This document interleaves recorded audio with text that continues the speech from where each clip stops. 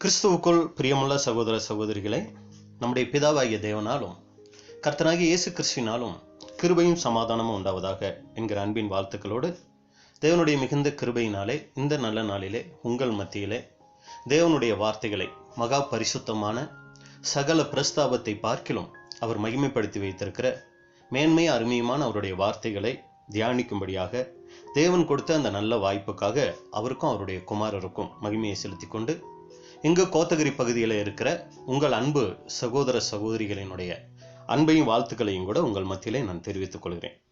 அன்புக்குரிய சகோதர சகோதரிகளே, இந்த நாளை நாம் பார்க்க போகிறது ஒரு கதாபாத்திரம், ஒரு நபரை குறித்து தான் நாம் பார்க்க போகிறோம்.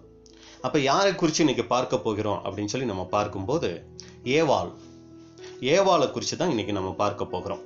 அப்போ ஏவாள் அப்படிங்கும்போது ஏவாளுக்கு மாத்திரம் இருக்கக்கூடிய சிறப்பு, ஏவாளுக்கே உரிய சிறப்பு என்ன அப்படின்னு சொல்லி பார்த்தீங்கன்னா, உலகத்தில் தேவனால் உருவாக்கப்பட்ட முதல் பெண் அப்படிங்கிற சிறப்பு ஏவாளுக்கு இருக்கு.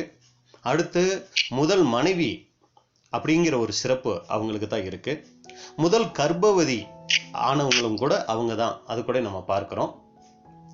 அடுத்ததான் நம்ம பார்க்கிறோம் முதல் தாய், அது கூட அவங்க தான். அடுத்து முதல் பாட்டி, அவங்க கூட. இந்த சிறப்பெல்லாம் யாருக்கு இருக்குன்னா ஏவாளுக்கு அங்கே இருக்கு அப்படின்னு கூட நம்ம பார்க்கிறோம்.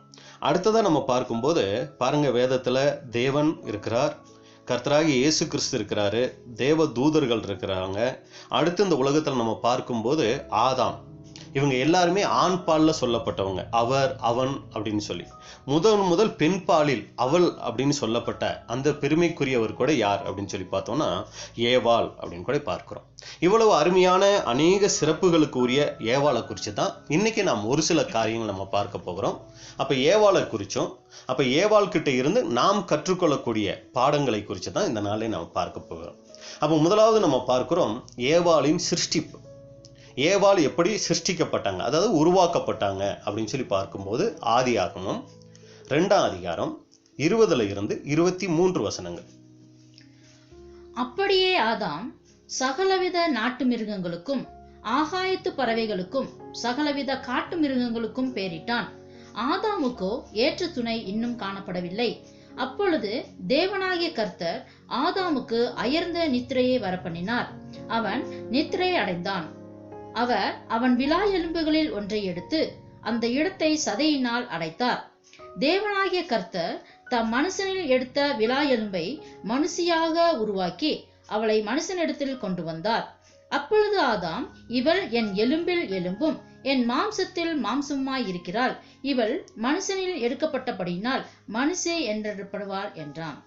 அப்ப இங்க நம்ம பார்க்கிறோம், இந்த வசனத்துல ஏவாள் எப்படி உருவாக்கப்பட்டாங்க அப்படின்னு சொல்லி நம்ம பார்க்கும்போது, ஆதாமுக்கு அயர்ந்த நித்திரையை வரப்பெண்ணி அவருடைய விலா எலும்புகள்ல ஒன்று எடுத்து அந்த விலா எலும்பை மனுஷியாக உருவாக்கினதை தான் இங்க ஏவாள் எப்படி உருவானாங்க அப்படிங்கிறத நம்ம பார்க்குறோம். அப்போ இதுல இருந்து நமக்கு என்ன பாடம், இதுல நம்ம என்ன கற்றுக்கொள்கிறோம் அப்படின்னு சொல்லி பார்த்தீங்கன்னா, ஆதாம் இங்க யாருக்கு அடையாளம், ஏவாள் யாருக்கு அடையாளம், ஆதாமுக்கு அயர்ந்த நித்திரையை வரப்பண்ணது அது எதை குறிக்குது, நித்திரையை அடைய செய்து ஆதாமுக்கு அங்க அதுல இருந்து ஏவாளை உருவாக்கினது எதை குறிக்குது அப்படின்னு சொல்லி நம்ம பார்க்கும்போது ஒரு சில காரியங்கள் நமக்கு தெரிந்த காரியங்களாக தான் இருக்கும். இருந்தாலும் நம்ம ஏவாளினுடைய ஆரம்ப பகுதியிலிருந்து நம்ம பார்த்துட்டு போறது நமக்கு பிரயோஜனமா இருக்கும் அப்படிங்கிறதுனால இதையும் கூட நம்ம சொல்றோம். அப்ப இங்க ஆதாம் அவர் யாருக்கு அடையாளங்கும் போது 2ஆம் ஆதாமாகிய கர்த்தராகிய இயேசு கிறிஸ்துவுக்கு அடையாளமா இருக்கிறாரு. 1 கொரிந்தியர் 15ஆம் அதிகாரம் 45 மற்றும் 47 வசனங்கள். அந்தபடியே முந்தின மனுஷனாகிய ஆதாம் ஜீவாத்மாவானான் என்று எழுதியிருக்கிறது. பிந்தின ஆதாம் உயிர்ப்பிக்கிற ஆவியானவர். முந்தின மனுஷன் பூமியிலிருந்து உண்டான மண்ணானவன், 2ஆம் மனுஷன் வானத்திலிருந்து வந்த கர்த்தர். அப்ப அன்புக்குரிய சகோதர சகோதரிகளை, இங்க ஆதாம் கூட யாருக்கு அடையாளமா இருக்கிறாருன்னா நம்முடைய கர்த்தராகிய இயேசு கிறிஸ்துவுக்கு இந்த வசனங்கள் மூலமா நம்ம பார்க்கிறோம் அடையாளமா இருக்கிறாரு. ஏவாள் யாருக்கு அடையாளமா இருக்கிறாங்க அப்படிங்கும்போது 2ஆம் ஆதாமாகிய கர்த்தராகிய இயேசு கிறிஸ்துவின் மனவாட்டியாகிய சபைக்கு அங்க அடையாளமா இருக்கிறாங்க.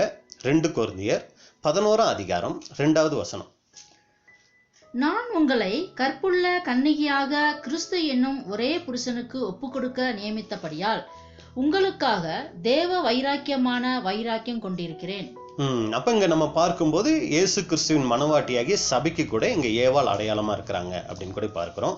இப்ப ஆதாமுக்கு அயர்ந்த நித்திரையை வர பண்ணது அது எதை அடையாளப்படுத்துது அப்படிங்கும்போது நமக்கு நித்திரை நம்ம ஏற்கனவே தெரிஞ்சிருக்கிறோம். நித்திரை எதுக்கு அடையாளமா இருக்குன்னா மரணத்துக்கு அங்க ஒப்பா சொல்லப்பட்டிருக்கு. ஏன்னா யோவான் 11ஆம் அதிகாரத்தில் நம்ம பார்க்கும்போது அங்க லாசருவினுடைய மரணத்தை பத்தி சொல்லும் போது யோவான் 11ஆம் அதிகாரம் 11 இருந்து 13 வசனங்கள் வரைக்கும் அங்க நம்ம பார்க்கிறோம். நம்முடைய சிநேகிதனாகிய லாசரு நித்திரை அடைந்திருக்கிறான், நான் அவனை எழுப்ப போகிறேன் அப்படின்னு சொல்லி இயேசு கிறிஸ்து அங்க சொல்லுவாரு.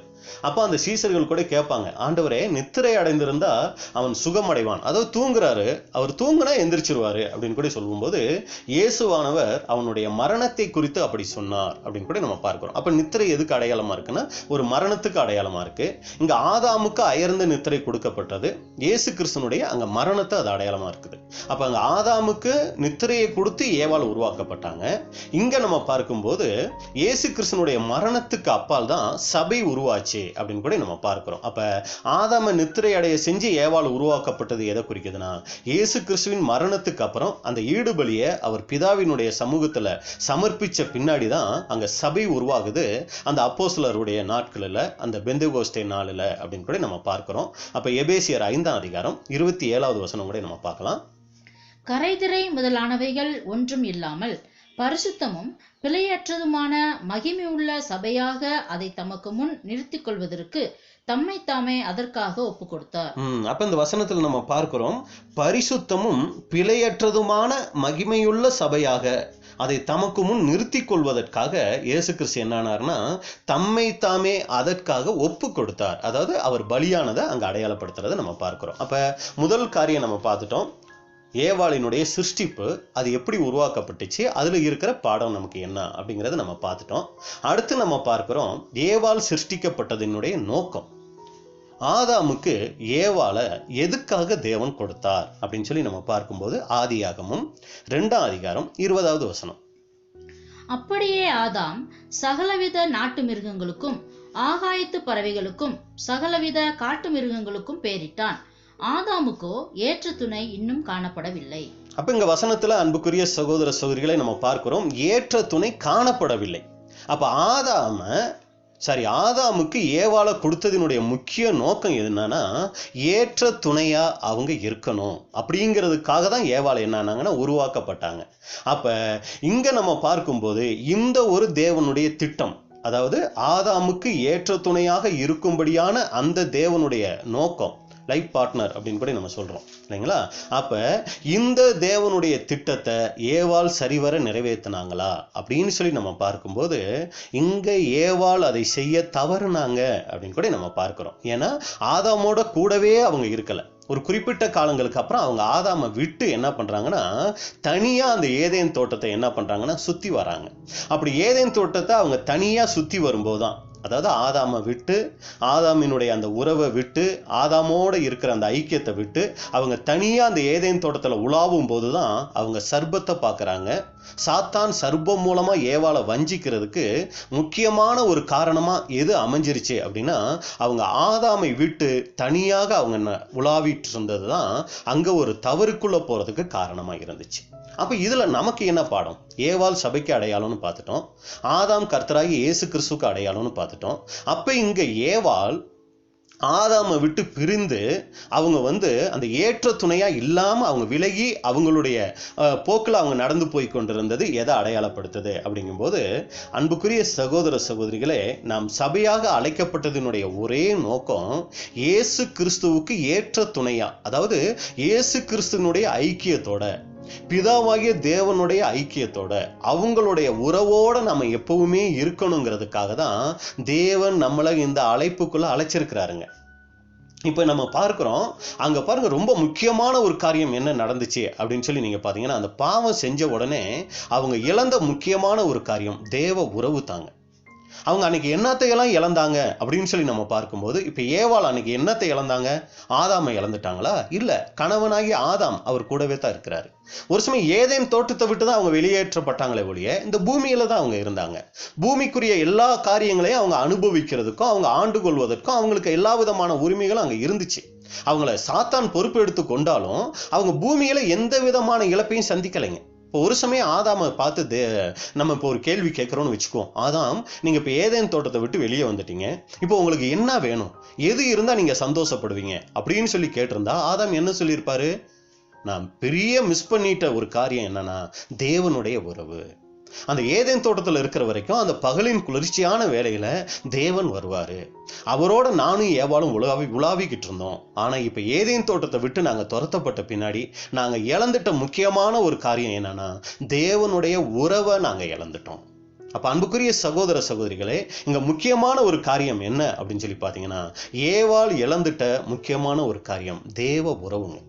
அப்ப இன்னைக்கு நாம் இந்த அழைப்புக்குள்ள வந்திருக்கிறோமே, இந்த அழைப்புக்குள்ள வந்திருக்கிற நாம பிதாவாகிய தேவன் யாருன்னு அறிஞ்சு கொண்டோம், கர்த்தராகிய இயேசு கிறிஸ்து யாருன்னு அறிஞ்சு கொண்டோம், தேவனுடைய திட்டம் என்னன்னு அறிஞ்சு கொண்டோம். நிறைய காரியங்கள் நம்ம தெரிஞ்சிட்டு இருக்கிறோங்க.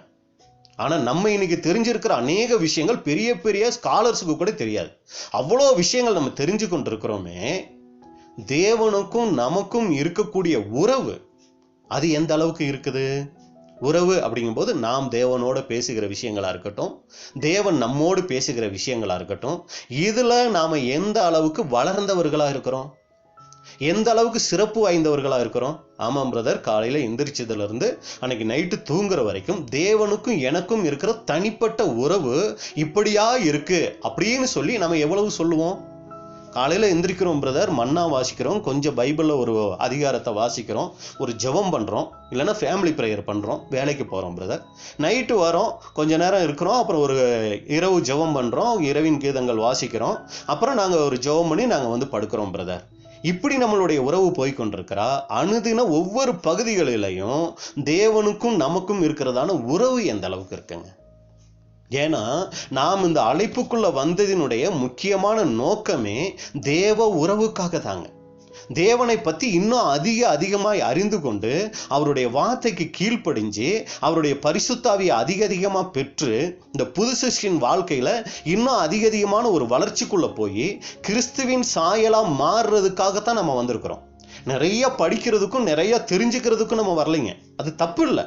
நிறைய படிக்கிறது நிறைய தெரிஞ்சுக்கிறது தப்பே கிடையாது. ஆனா அது நம்மளை எந்த அளவுக்கு தேவனுடனான உறவுக்குள்ள வழி நடத்தி இருக்கு நம்மளை நாமளே சிந்திச்சு பார்க்கணும். ஏன்னா ஆதாம் ஏவாள் இழந்த இந்த தேவ உறவை மீண்டும் நமக்கு கொடுக்கறதுக்காக தான் இயேசு கிறிஸ்து இந்த பூமிக்கு வந்தார். அப்போஸ்தலன் பவுலினுடைய முக்கியமான ஊழியமே எதுவா இருந்துச்சுன்னா தேவனுக்கும் நமக்கும் ஒரு உறவை ஏற்படுத்தணும், ஒரு ஒப்புரவாக்குதலை ஏற்படுத்தணுங்கிறதுக்காக தான் மிகப்பெரிய ஊழியங்கள் அவர் செஞ்சாருங்க. வசனம் நம்ம பார்க்கலாம், 2 கொரிந்தியர் 5ஆம் அதிகாரம் 17 இருந்து 20 வரைக்கும். இப்படி இருக்க ஒருவன் கிறிஸ்துவுக்குள் இருந்தால் புது சிருஷ்டியாய் இருக்கிறான், பழையவைகள் ஒளிந்து போயின, எல்லாம் புதிதாயின. பாருங்க, ஒருவன் கிறிஸ்துவுக்குள் இருந்தால் புது சிருஷ்டியாய் இருக்கிறான். பழையவைகள், அதாவது இதுவரைக்கும் நம்ம மனசு மாம்சம் விரும்பினபடி வாழ்ந்து கொண்டிருந்தோம், அது எல்லாமே ஒளிஞ்சு போயிடுச்சு. இப்ப நம்ம ஒரு புது சிருஷ்டி ஆயிருக்கிறோம். புது சிருஷ்டியா எதுக்கு ஆயிருக்கிறோம்? அடுத்த வசனம் சொல்லுது, இவைகள் எல்லாம் தேவனாலே உண்டாயிருக்கிறது. நாம் புது சிருஷ்டியாய் ஆயிருக்கிறது கூட அது நம்மளுடைய கைகள்ல இல்லைங்க, தேவனுடைய வித்து நமக்கு கொடுக்கப்பட்டு தேவனால் உண்டாயிருக்கிறது. அவர் இயேசு கிறிஸ்துவை கொண்டு நம்மை தம்மோடு ஒப்புரவாக்கி ஒப்புரவாகுதலின் ஊழியத்தை எங்களுக்கு ஒப்பு கொடுத்தார்.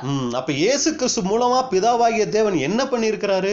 ஒப்புரவாக்குதலின் ஊழியத்தை கொடுத்திருக்கிறார். அவரோட நாம் இணையணும், அவரோட உறவு கொள்ளணும், அவரோட ஒரு இசைந்த வாழ்க்கை வாழணும். அதுக்காக அப்படிப்பட்ட ஊழியத்தை தான் அப்போஸ்தலன் பவுலுக்கு பிதாவாகிய தேவன் கொடுத்தாருங்களாம். ஒப்புரவாகுதலின் ஊழியத்தை எங்களுக்கு கொடுத்தார். அது என்னவெனில், தேவன் உலகத்தாருடைய பாவங்களை எண்ணாமல் கிறிஸ்துவுக்குள் அவர்களை தமக்கு ஒப்புரவாக்கி ஒப்புரவாகுதலின் உபதேசத்தை எங்களிடத்தில் ஒப்புவித்தார். பாத்தீங்களா? அப்ப கிறிஸ்துவுக்குள் ஒப்புரவாக்கி இந்த ஒப்புரவாகுதலின் ஊழியத்தை எங்களுக்கு கொடுத்தார். மறுபடியும் அந்த ஒப்புரவாகுதல் அப்படிங்கிற விஷயத்த சொல்றாரு. ஆனபடினாலே தேவனானவர் எங்களை கொண்டு புத்தி சொல்கிறது போல நாங்கள் கிறிஸ்துவுக்காக ஸ்தானாபதிகளாயிருந்து தேவனோட ஒப்புரவாகுங்கள் என்று கிறிஸ்துவின் நிமித்தம் உங்களை வேண்டிக் கொள்கிறோம். தேவனோட ஒப்புரவாகுங்கள் என்று கிறிஸ்துவின் நிமித்தம் உங்களை வேண்டிக் கொள்கிறோம். அப்ப பவுலினுடைய முக்கியமான ஊழியம் எதுவா இருந்துச்சுன்னா தேவனோட ஒப்புரவாகுங்க. அப்ப தேவனோட ஒப்புரவாகிறதுனா என்ன அது விஷயம்? இப்போ ஒரு உலகத்துல ஒரு 2 பேர் சண்டை போட்டிருக்காங்கன்னா, பிரதர் அப்படி இருக்காதீங்க, பிரதரோட போய் ஒப்புரவாங்க, சிஸ்டரோட அப்படி சண்டை போட்டு இருக்காதீங்க, போய் ஒப்புரவாங்க. அப்படின்னா என்ன அர்த்தம்? அவங்களோட நாம் ஒரு ஐக்கியம் கொள்ளணும், அவங்களோட நாம் உறவுகளை வளர்த்து கொள்ளணும், அவங்களோட நாம் பேசுகிறவர்களா, அவங்க பேசுகிறத கேட்கிறவங்களா அந்த ஒரு உறவுக்குள்ள போகணும். அப்படிங்கிறது தான் ஒப்புரவாகுதல். அப்ப இது போன்ற ஒரு காரியம் இன்னைக்கு நமக்குள்ள வந்திருக்குதா? தேவனுக்கும் நமக்கும் இருக்கிற உறவு இன்னைக்கு எந்த அளவுக்கு இருக்கு அப்படிங்கிறத அன்புக்குரிய சகோதர சகோதரிகளை நாம சிந்திச்சு பார்க்கணும். பாருங்க, கொலோசியர் 1:20-21. அவர் சிலுவையில் சிந்தின இரத்தத்தினாலே சமாதானத்தை உண்டாக்கி பூலோகத்தில் உள்ளவைகள் பரலோகத்தில் உள்ளவைகள் யாவையும் அவர் மூலமாய் தமக்கு ஒப்புரவாக்கிக் கொள்ளவும் அவருக்கு பிரியமாயிற்று. முன்னே அந்நியராயும் துர்க்கிரியைகளினால் மனதிலே சத்துருக்களாயும் இருந்த உங்களையும் பரிசுத்தராகவும் குற்றமற்றவர்களாகவும் கண்டிக்கப்படாதவர்களாகவும் தமக்கு முன் நிறுத்தும்படியாக அவருடைய மாம்ச சரீரத்தில் அடைந்த மரணத்தினாலே இப்பொழுது ஒப்புரவாக்கினார். அவருடைய மாம்ச சரீரத்தில் அடைந்த மரணத்தினாலே இப்பொழுது ஒப்புரவாக்கினார். அப்ப இன்னைக்கு அழைக்கப்பட்டு தெரிந்து கொள்ளப்பட்ட நம்மளுடைய தேவை இன்னைக்கு எதுவா இருக்குன்னா, தேவனோடு இருக்கிற ஐக்கியம். அதுல நம்ம வளரக்கூடியவர்களாக இருக்கணுங்க. அப்ப தேவனுடைய ஐக்கியத்தில் நம்ம வளர்றதுக்கு எது மிகப்பெரிய ஒரு காரியமா இருக்குன்னா, ஜெபம். அப்ப இன்னைக்கு ஜெபம் அப்படிங்கிறது நம்மளுடைய வாழ்க்கையில அது ஒரு ஜீவனாவே இருக்கணும். நாம் தேவனோடு இருக்கிற அந்த உறவு முறைகள் எந்த அளவுக்கு வளர்ந்ததா இருக்குது.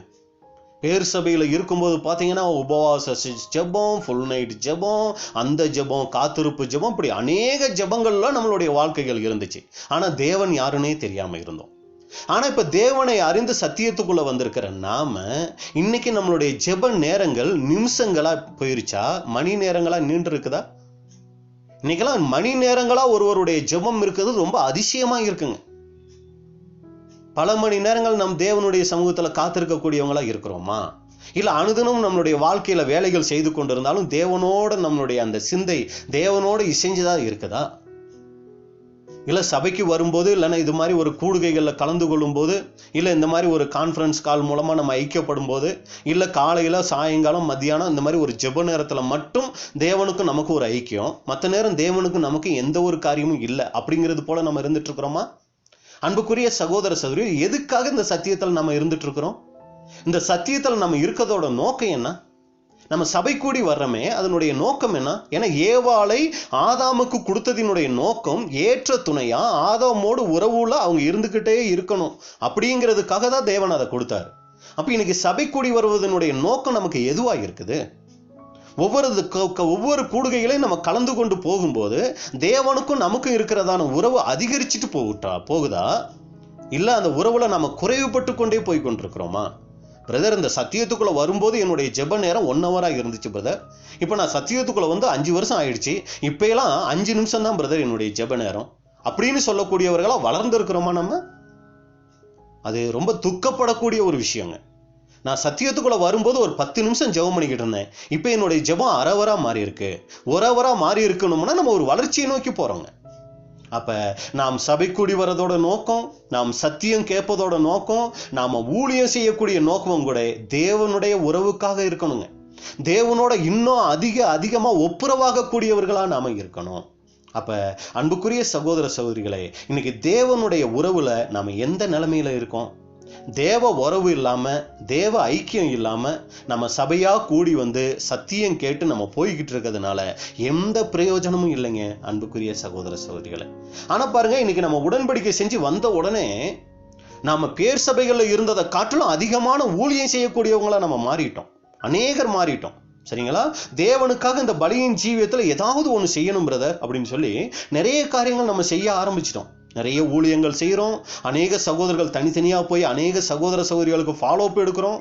நிறைய பக்தி ஒழுங்குகள் செய்கிறோம். சகோதர சகோதரிகளுக்கு உதவிகள் செய்கிறோம். சரிங்களா?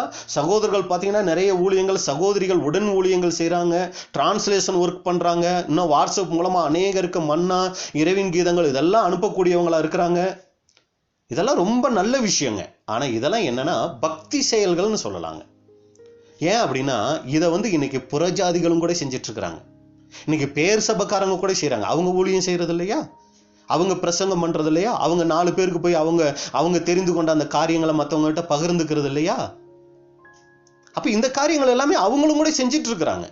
அப்ப நாம என்ன விசேஷித்த வகையில நாம எந்த வகையில சிறப்பு பெற்றவர்கள் அப்படின்னா, நாம் பரிசுத்த ஆவியை பெற்றிருக்கிறோம். அப்படிங்கும்போது நாம என்ன பண்ணணும்னா, தேவனுடைய உறவுல அதிகமா வளரணும். அவங்க பரிசுத்த ஆவி இல்லாமலே அவ்வளவு காரியங்கள் செய்யும் போது, அன்புக்குரிய சகோதர சகோதரிகளே, தேவனை பெற்றுக்கொண்ட, தேவனுடைய ஆவியை பெற்றுக்கொண்ட நாம இன்னைக்கு எப்படிப்பட்டவர்களா இருக்கிறோம்?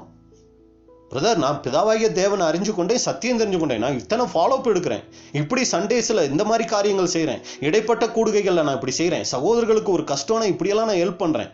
இதை எல்லாருமே செய்யறாங்க, உலகத்தார் கூட செய்யறாங்க. இதை நம்ம ஒரு காரணமா வச்சு நாம் இன்னைக்கு சத்தியத்துல இருக்கிறோம்னு பெருமை பாராட்டிக்கிறதுக்கு எதுவுமே இல்லைங்க. தனிப்பட்ட தேவனுக்கும் நமக்கும் இருக்கக்கூடிய உறவு இன்னைக்கு அது எந்த அளவுக்கு இருக்கு அன்புக்குரிய சகோதர சகோதரிகளே? அப்ப தேவனோட தனிப்பட்ட முறையில நாம் இடைபடுகிற அந்த ஒரு அனுபவம், தேவ சமூகம் தேடக்கூடிய ஒரு அனுபவம், தேவனோட உறவாடக்கூடிய ஒரு அனுபவம், அது நம்மளுடைய ஒரு ஜீவியமா நம்மளுடைய வாழ்க்கையில இருக்கணுங்க. ஏன்னா பக்தி வாழ்க்கை அநேகர் வாழ முடியும், ஆனா தேவ உறவோட, தேவ உணர்வோட எல்லாரும் வாழ முடியாதுங்க. அப்ப ஏவாளை தேவன் உண்டாக்கி அந்த நோக்கத்தை விட்டு ஏவாள் அங்க விலகி சென்றாங்க. இன்னைக்கு நம்மளுடைய நோக்கமும் கூட இன்னைக்கு எதுவா இருக்குது? பிரதர், நான் அப்படியெல்லாம் சத்தியம் தெரிஞ்சுக்கணும், இப்படியெல்லாம் சத்தியம் தெரிஞ்சுக்கணும், இது நம்மளுடைய நோக்கமா போய் கொண்டிருக்குதா?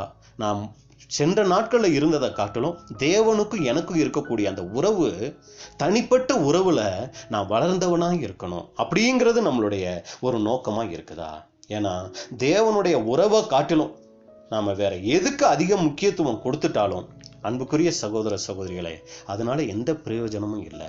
ஏன்னா அப்போஸ்தலன் பவுல் சொல்லும் போது ஒப்புரவாக்குதலின் அந்த ஒரு ஊழியம் ரொம்ப முக்கியம். நாமளும் தேவனோடு அந்த ஒரு ஒப்புரவாகுதலை அதிகப்படுத்தணும், மற்ற சகோதர சகோதரிகளையும் தேவனோட ஒப்புரவாக்கக்கூடிய அந்த ஊழியத்தை நாம் செய்யக்கூடியவங்களா இருக்கணும். இதான் நாம் ஏவாளுகிட்ட பார்க்கிற 2வது காரியம். 3வது நம்ம பார்க்கிறோம், ஏவாளுகிட்ட தேவனுடைய வார்த்தையை கூட்டி பேசினாங்க அப்படின்னு கூட நம்ம பார்க்கிறோம். பாருங்க, ஆதியாகமம் 3ஆம் அதிகாரம் 1ல இருந்து 3 வரைக்கும். தேவனாகிய கர்த்தர் உண்டாக்கின சகல காட்டு ஜீவன்களை பார்க்கிலும் சர்ப்பமானது தந்திரமுள்ளதாய் இருந்தது. அந்த ஸ்திரீயை நோக்கி, நீங்கள் தோட்டத்திலுள்ள சகல விருட்சங்களின் கனியையும் புசிக்க வேண்டாம் என்று தேவன் சொன்னது உண்டோ என்றது. ஸ்திரீ சர்ப்பத்தை பார்த்து, நாங்கள் தோட்டத்திலுள்ள விருட்சங்களின் கனிகளை புசிக்கலாம், ஆனாலும் தோட்டத்தின் நடுவில் இருக்கிற விருட்சத்தின் கனியை குறித்து தேவன் நீங்கள் சாகாத படிக்கே அதை புசிக்கவும் அதை தொடவும் வேண்டாம் என்று சொன்னார் என்றார். அன்புக்குரிய சகோதர சகோதரிகளே, இங்க பாருங்க, ஏவாள் ஒரு வார்த்தை சொல்றாங்க சர்ப்பத்துக்கிட்ட. சர்ப்பம் இப்போ ஒரு சந்தேகத்தை அங்கே கிளப்புறத பார்க்குறோம். அதாவது சர்ப்பம்ங்கிறத விட நம்ம சாத்தான்னே சொல்லலாம். இப்போ சாத்தான் சர்ப்பத்தின் மூலம் ஒரு சந்தேகத்தை எழுப்புறத பார்க்குறோம். தேவனுடைய வார்த்தையின் பேர்லேயே ஒரு சந்தேகம். ஆண்டவர் உங்களை சாப்பிட வேணான்னு சொன்னாரா அப்படின்னு சொல்லி. அப்போ இன்னைக்கு கூட நம்மளுடைய வாழ்க்கையிலையும் கூட தேவனுடைய வார்த்தையின் பேரில் சந்தேகம் வந்துடுதா? நம்மளே யோசிக்கணும். அப்படி சந்தேகம் வருதுனாலே நம்ம நல்லா புரிஞ்சுக்கொள்ளணும், அது சாத்தானுடைய ஒரு தந்திரம். சரி, இப்போ பாருங்க, இங்க சாத்தான் இங்க கேட்கும்போது இந்த மாதிரி தேவன் எல்லா கனியும் சகல விருட்சங்களின் கனியும் புசிக்க வேண்டாம் அப்படின்னு சொன்னாரா அப்படிங்கும்போது ஏவாள் சொல்றாங்க, எல்லா கனிகளையும் புசிக்கலான்னு சொன்னாரு. 3வது வசனம், ஆனாலும் தோட்டத்தின் நடுவில் இருக்கிற விருட்சத்தின் கனியை குறித்து தேவன் நீங்கள் சாகாதபடிக்கு அதை புசிக்கவும் அதை தொடவும் வேண்டாம் என்று சொன்னார் என்றால் அப்படின்னு கூட பார்க்கிறோம். அப்படி தேவன் சொன்னாருங்களா? தேவன் என்ன சொன்னாரு? அதே ஆதியாகமம் 2:17 நம்ம பார்க்கும்போது, ஆனாலும் நன்மை தீமை அறியத்தக்க விருட்சத்தின் கனியை புசிக்க வேண்டாம், நீ அதை புசிக்கும் நாளில் சாகவே சாவாய். அவ்வளவுதான் சொன்னாரு. புசிக்க வேண்டாம்னு மட்டும்தான் சொன்னாரு. ஆனா இங்க ஏவாள் என்ன பண்றாங்கன்னா, அதை புசிக்கவும் அதை தொடவும் வேண்டாம். அப்ப என்ன பண்றாங்கன்னா, தேவன் சொல்லாத ஒரு காரியத்தை இப்ப ஏவாள் அங்க சேர்த்து சொல்றத பார்க்கிறோம். தேவனுடைய வார்த்தையோடு சேர்த்து பேசுகிற ஒரு காரியம். ஆனா இங்க தேவன் ஆதாமு கிட்ட சொல்லும் போது அப்படி சொல்லலைங்க. ஆனா ஏவாள் ஏன் இப்படி சொல்லிட்டாங்க அப்படின்னா, ஆதாமு கிட்ட தேவன் சொல்லும் போது ஏவாள் அந்த நேரத்துல உருவாக்கப்படலை. அதுக்கப்புறம் தான் ஏவாள் உருவாக்கப்படுறாங்க. ஒரு சமயம் ஆதாம் ஏவாளுக்கிட்ட சேர்த்து சொன்னாரா அப்படிங்கிறது நமக்கு தெரியல. ஒரு சமயம் ஆதாம் ரொம்ப பயமா இருக்கணும், ஏவாள் அந்த மரத்து பக்கமே போகக்கூடாது அப்படிங்கிறதுனால ஏவாள் நீங்க தொடக்கூட கூடாதுன்னு சொன்னாரா நமக்கு தெரியல, ஏன்னா வசனங்கள் இல்லை. ஆனா ஏவாளை பார்க்கிறோம், இங்க தேவன் சொன்னதா ஒரு வார்த்தையை என்ன பண்றாங்கன்னா சர்ப்பத்துக்கிட்ட சேர்த்து பேசுகிறதை நாம் பார்க்கிறோம். அப்ப இதுல நமக்கு என்ன பாடம் அப்படின்னா, தேவன் மனிதனுக்கு ஒரு சில கட்டளைகள் கொடுத்திருக்கிறார். இப்படி நீங்க நடக்கணும், இப்படி நீங்க வாழணும், இப்படிப்பட்ட காரியங்களை செய்யணும் அப்படின்னு சொல்லி தேவன் பழைய ஏற்பாட்டிலையா இருக்கட்டும் புதிய ஏற்பாட்டிலையா இருக்கட்டும் நமக்கு ஒரு சில காரியங்கள் கொடுத்திருக்கிறார். சரிங்களா? ஆனா தேவன் மனிதனுக்கு கொடுத்த கட்டளைகளை விட மனிதன் ஒரு சில கட்டுப்பாடுகளை தானா சேர்த்துக்கிட்டது எங்க ஆரம்பிச்சிச்சு தெரியுங்களா? இந்த ஏதேன் தோட்டத்துல தான், இங்க இருந்து தான் அது ஆரம்பிச்சிச்சுங்க. அதாவது ஆண்டவர் ஒண்ணு கொடுத்திருப்பாரு, அதை காட்டிலும் எக்ஸ்ட்ரா சேர்த்து என்ன பண்றதுன்னா சொல்லுகிற ஒரு சில காரியங்கள். இங்க ஏவாள் ஆரம்பிச்சு வச்ச இந்த ஒரு காரியத்தை இதுக்கப்புறம் யாராவது செஞ்சாங்களா அப்படின்னு சொல்லி பார்த்தோம்னா, தேவன் நியாயப்பிரமாணம் கொடுக்கிறார் இஸ்ரேல் ஜனங்களுக்கு. ஆனா அவங்க அந்த நியாயப்பிரமாணத்துல இருக்கிற கட்டளைகளை மாத்திரம் பேசி கை கொண்டு வாழ்ந்தாங்களா அப்படின்னு சொல்லி பார்த்தீங்கன்னா இல்லைங்க. அதுக்கப்புறம் அவங்க என்ன பண்ணாங்கன்னா எக்ஸ்ட்ரா நிறைய காரியங்களை என்ன பண்ணாங்க உள்ள அவங்க சேர்த்தாங்க, கூட்டுனாங்க அப்படின்னு கூட நம்ம பார்க்கிறோம். இதை நம்ம ஃபாலோ பண்ணி நம்ம பார்த்துருக்கிறோம். அப்ப அநேக காரியங்களை பிரமாணமா அவங்க என்ன பண்ணிட்டாங்கன்னா கொண்டு வந்துட்டாங்க. புதிய ஏற்பாட்டு காலத்தில் நம்ம பார்க்கிறோம், பரிசேயர் சதுசேயர் கூட இது போன்ற அநேக காரியங்களை என்ன பண்ணாங்கன்னா ஜனங்கள் மத்தியில கொண்டு வந்து உபதேசங்களா அங்க பேசிட்டு இருந்தாங்க. அதாவது அது நியாயப்பிரமாணத்திலையும் இல்லை, தேவனும் கூட அதை சொல்லலை. ஆனா இவங்களா என்ன பண்ணாங்கன்னா ஒரு சில காரியங்களை கூட்டி பேசிட்டு இருந்தாங்க. இதை இயேசு கிறிஸ்து கண்டிக்கிறத நம்ம பார்க்கிறோம். மார்க்கு 7ஆம் அதிகாரம் 13வது வசனம். நீங்கள் போதித்த உங்கள் பாரம்பரியத்தினால் தேவ வசனத்தை அவமாக்குகிறீர்கள், இது போலவே நீங்கள் மற்றும் அநேக காரியங்களையும் செய்கிறீர்கள் என்று சொன்னார். பாருங்க, இங்க சொல்றாரு, நீங்கள் போதித்த உங்கள் பாரம்பரியத்தினாலே. எல்லாத்தையும் என்ன கொண்டு வந்துட்டாங்க, ஒரு பாரம்பரியமா எக்ஸ்ட்ரா கொண்டு வந்துட்டாங்க. இதனால என்ன நடக்குது அப்படின்னா தேவ வசனத்தை அவமாக்குகிறீர்கள். இது மாத்திரம் இல்ல, இது போலவே நீங்கள் மற்றும் அநேக காரியங்கள், அதான் சேர்க்கிறது, கூட்டுறது, அநேக காரியங்களை நீங்க என்ன பண்றீங்கன்னா செஞ்சுட்டு வர்றீங்க அப்படின்னு சொல்றதை நம்ம பார்க்கிறோம். அப்ப சபை சரித்திரத்துல கூட நம்ம பார்க்கிறோம், ஆதி திருச்சபையில இல்லாத காரியங்கள், அப்போஸ்தலர்கள் சொல்லாத காரியங்களை பின்னாட்களில் போப் அமைப்பு கொண்டு வந்ததை நம்ம பார்க்கிறோம். அடுத்து புரோட்டஸ்டன்ட் சபைகள்லையும் கூட என்ன பண்ணாங்கன்னா அநேக பாரம்பரியமா அநேக காரியங்களை உள்ள கொண்டு வந்தாங்க அப்படின்னு கூட நம்ம பார்க்கிறோம். இதை குறித்து அப்போஸ்தலன் பவுல் சொல்லும்போது 1 தீமோத்தேயு 4ஆம் அதிகாரம் 1-3 வரைக்கும், ஆகிலும் ஆவியானவர் வெளிப்படையாய் சொல்லுகிறபடி பிற்காலங்களிலே மனசாட்சியில் சூடுண்ட பொய்யருடைய மாயத்தினாலே சிலர் வஞ்சிக்கிற ஆவிகளுக்கும் பிசாசுகளின் உபதேசங்களுக்கும் செவி கொடுத்து விசுவாசத்தை விட்டு விலகி போவார்கள். விவாகம் பண்ணாதிருக்கவும் விசுவாசிகளும் சத்தியத்தை அறிந்தவர்களும் சோத்திரத்தோட அனுபவிக்கும்படி தேவன் படைத்த போஜன பதார்த்தங்களை விளக்கவும் வேண்டுமென்று அந்த பொய்யர் கட்டளையிடுவார்கள். அன்புக்குரிய சகோதர சகோதரிகளே, இங்க பாருங்க, இந்த 1 தீமோத்தேயு 4ஆம் அதிகாரம் 1-3 வரைக்கும் உள்ள அந்த வசன பகுதிகளில் சொல்லும் போது அப்போஸ்தலன் பவுல் எச்சரிக்கிறாரு, இந்த சபைகளுக்குள்ள பிற்காலங்களை இதே போல சேர்க்கக்கூடிய காரியங்கள் நடக்கும். அநேகர் சத்தியத்துக்குள்ள வருவாங்க, அநேக காரியங்களை சேர்த்து மிகைப்படுத்தி கூட்டி பேசக்கூடியவங்களா இருப்பாங்க அப்படின்னு சொல்றத நம்ம பார்க்கிறோம். இது எங்க ஆரம்பிச்சிச்சுன்னா ஆதியாகமம் 3ஆம் அதிகாரத்துல அங்க ஆரம்பிச்சிச்சுன்னு பார்க்கிறோம். அப்ப இன்னைக்கு இந்த நாட்கள்ல நாம கவனிக்க வேண்டிய முக்கியமான விஷயம் என்னன்னா, அன்புக்குரிய சகோதர சகோதரிகளே, நம்ம மத்தியிலையும் கூட இது போன்ற காரியங்கள் நடக்க வாய்ப்பு இருக்கு. போப்பு அமைப்பு இதை செஞ்சாங்கன்னு பார்த்தோம், புரோட்டஸ்டன்ட் அமைப்பு இதை செஞ்சாங்கன்னு பார்த்தோம். ஆனா இன்னைக்கு நம்ம மத்தியிலையும் கூட தேவன் சொன்னதை காட்டிலும் அதிகமான காரியங்களை சேர்த்து பேசக்கூடிய வாய்ப்புகள் சபைக்குள்ள வர்றதுக்கு அநேக காரியங்கள் இருக்குங்க. அப்ப அன்புக்குரிய சகோதர சகோதரிகளான நாம ரொம்ப ஜாக்கிரதையா இருக்கணும். தேவன் சொன்னதை காட்டிலும், தேவன் நம்ம கிட்ட எதிர்பார்க்கிறத காட்டிலும் வேற எதையாவது சேர்த்து பேசிக்கொண்டு இருக்கிறோமா? தேவன் சபை கிட்ட எதை எதிர்பார்க்கிறாரோ அதை விட்டுட்டு வேற போதனைகள் மேல நம்ம விருப்பம் உள்ளவங்களா இருக்கிறோமா?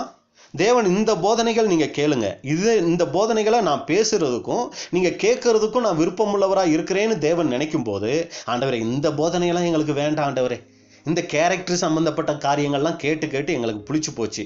எங்களுக்கு வேற காரியங்கள் கேட்கறது, இது வரைக்கும் யாரும் பேசாத காரியத்தை கேட்கறதுனா எங்களுக்கு ரொம்ப இஷ்டம் ஆண்டவரே. அந்த மாதிரி பேசக்கூடிய சகோதரனை நாங்கள் விரும்புகிறோம், அந்த மாதிரி ஒரு சத்தியத்தை நாங்கள் விரும்புகிறோம். அப்படிங்கிறவங்களா நம்ம மாறிட்டோமா? ஏன்னா தேவனுடைய நோக்கமே என்னன்னா கிறிஸ்துவின் சாயலா நம்ம மாத்துறது தான். தேவ சுபாவத்துக்கு பங்குள்ளவர்களா நம்மளை மாற்றணுங்கிறது தான் தேவனுடைய திட்டம். அப்ப தேவனுடைய சத்தியங்கள் எந்த சத்தியமா இருந்தாலும் அது எங்க கொண்டு போய் நம்மளை நடத்தும் அப்படின்னா கிறிஸ்துவின் சாயலா மாற்றக்கூடிய சத்தியத்துக்குள்ள அது நம்மளை வழி நடத்தும். அந்த போன்ற சத்தியங்களை கேட்கறத காட்டிலும் நாம் எந்த சத்தியத்துக்கு இன்னைக்கு அதிக முக்கியத்துவம் கொடுத்து கொண்டு இருக்கிறோம்? அன்புக்குரிய சகோதர சகோதரிகளை நம்மளே சிந்திச்சு பார்க்கணும். அது மாதிரி வேற போதனைகளுக்கு மேல விருப்பமோ, அதை பேசுறதுக்கு ரொம்ப விருப்பமோ, அதை கேட்கறதுக்கு ரொம்ப விருப்பமோ உள்ளவங்களா இருக்கிறோமா? நாமளே சிந்திச்சு பார்க்கணுங்க. அப்ப இது போல தேவனுடைய வார்த்தையோட இன்னும் எக்ஸ்ட்ரா நிறைய காரியங்களை நம்ம சேர்த்து பேசக்கூடியவங்களா இருந்தோம்னு வச்சுக்கோங்க, என்ன நடக்கும் தெரியுங்களா? அது எதனால அப்படி பேசக்கூடாதுங்கிறோம். அப்படி பேசும்போது, ஏன்னா இங்க ஏவாள் பேசுனது நல்லது தானே, ஏன்னா தொடவும் வேணாம் அப்படின்னா அது ரொம்ப பாதுகாப்பா இருக்கக்கூடிய ஒரு விஷயம் தானே, நல்ல விஷயம் தானே அப்படின்னு நம்ம நினைச்சிருவோம். ஆனா இங்க அப்படி சொல்றதுனால, சேர்த்து பேசுறதுனால என்ன நடக்குது அப்படின்னா பாருங்க, நாம இந்த மாதிரி சேர்த்து பேசுற காரியங்களை நாம என்ன பண்றோம்னா, இப்படி நம்ம பேசும்போது யாராவது அதை ஏத்துக்கலன்னு வைங்க, உடனே நமக்கு என்ன ஆகும் தெரியுங்களா? அவங்கள நாம அற்பமா பார்க்க ஆரம்பிச்சிருவாங்க. அது போன்ற சகோதர சகோதரிகளை அற்பம், இதுனா நம்ம இவ்வளவு சத்தியம் எடுத்து பேசுறோம், இதெல்லாம் இவங்க கேட்க மாட்டேங்கிறாங்க, இதெல்லாம் இவங்க ஏத்துக்க மாட்டேங்கிறாங்கன்னு சொல்லி அவங்கள அற்பமா பார்க்க ஆரம்பிச்சிருவோம். அவங்களோட ஐக்கியம் கொள்றதை நம்ம விட்டுருவோங்க. அடுத்து அவங்களோட பேசுறதையே நம்ம தவிர்த்துருவோம். ஏன் அப்படின்னா, இது எப்படி நம்ம சொல்றோம் அப்படின்னா, இதே ஒரு குணலட்சணத்தை தான் இயேசு கிறிஸ்துனுடைய காலத்துல பரிசேயர் சதுசேயர் காமிச்சாங்க. இவங்க ஒரு சில காரியங்களை உள்ள புகுத்துனாங்க இல்லைங்களா, இவங்களா சேர்த்து பேசினாங்க இல்லைங்களா. அதை சேர்த்து பேசும்போது அதை மற்றவங்க கேட்கலன்னு வைங்க, உடனே என்ன பண்ணாங்கன்னா அவங்கள அற்பமா பார்க்க ஆரம்பிச்சாங்க. பாருங்க, இயேசு கிறிஸ்து இதை பத்தி சொல்றாரு. லூக்கா 18ஆம் அதிகாரம் 9வது வசனம். அன்றியும் தங்களை நீதிமான்கள் என்று நம்பி மற்றவர்களை அற்பமா எண்ணின சிலரை குறித்து அவர் ஒரு ஓமையை சொன்னார். பாருங்க, இப்ப இந்த பரிசேயர் சதுசேயர் என்ன பண்ண ஆரம்பிச்சிட்டாங்கன்னா, நாங்க கூட்டி இவங்க ஏற்கனவே எக்ஸ்ட்ரா சேர்த்துருக்குறாங்க, சேர்த்தது இல்லாம இவங்களை என்ன யோசிச்சிட்டாங்கன்னா, நாங்க நீதிமான்கள், அதனால நாங்க இப்படி இருக்கிறோம், இந்த தேவனுடைய வார்த்தையின்படி நடக்கணும்னு ஆசைப்படுறாங்க பாருங்க, அவங்களை என்ன பண்ண ஆரம்பிச்சாங்க? அற்பமா பார்க்க ஆரம்பிச்சாங்க. அன்புக்குரிய சகோதர சகோதரர்கள், நம்ம சிந்திச்சு பார்க்கணும். இந்த சத்தியத்துக்குள்ள வந்த பின்னாடி யாரையாவது நாம் அற்பமா பார்க்கக்கூடியவங்களா இருக்கிறோமா? பேர் சபையில் இருக்கிறவங்களையும் கூட நம்ம அற்பமா பார்க்க கூடாதுங்க. ஏன்னா அவங்களுக்கு தேவன் ஒரு திட்டம் வச்சிருக்கிறாரு, அவங்களுக்கு ஒரு காலம் வச்சிருக்கிறாரு. அந்த காலத்துல அவங்க உயிர்த்தெழுந்து வரும்போது அவங்களுக்கு தேவன் என்ன பண்ணுவார்னா சத்தியங்கள் கொடுத்து அவங்களை நித்திய ஜீவனுக்கு நேரம் வழி நடத்துவாரு. அவங்கள அற்பமா பார்க்கறதுக்கு நாம யாருங்க? அப்ப அவங்கள அற்பமா பார்க்கிறோமா? அதை விட்டுறலாம். இன்னைக்கு நம்மோட இந்த ஐக்கியத்துல இருக்கிற சகோதர சகோதரிகள்ல யாரையாவது அற்பமா பார்க்கிறோமா? யாரையாவது அற்பமாய் நாம் பார்க்க ஆரம்பிச்சிட்டோம் அப்படின்னாலே நாம எங்கேயோ போதனைகளை தப்பு பண்ணி கொண்டிருக்கிறோம் அப்படிங்கிறத நம்ம மறந்துடக்கூடாதுங்க. அப்ப இந்த பரிசேயர் சதுசேயர் ஒரு சில சட்டத்திட்டங்களை கொண்டு வந்தாங்க. அதுக்கு கீழ்ப்படியாதவங்களை அவங்க அற்பமா பார்க்க ஆரம்பிச்சாங்க. பாருங்க, இயேசு கிறிஸ்துவை ஏத்துக்கிற ஜனங்களை பார்த்து அவங்க என்ன தெரியுங்களா சொன்னாங்க? யோவான் 7ஆம் அதிகாரம் 48-49.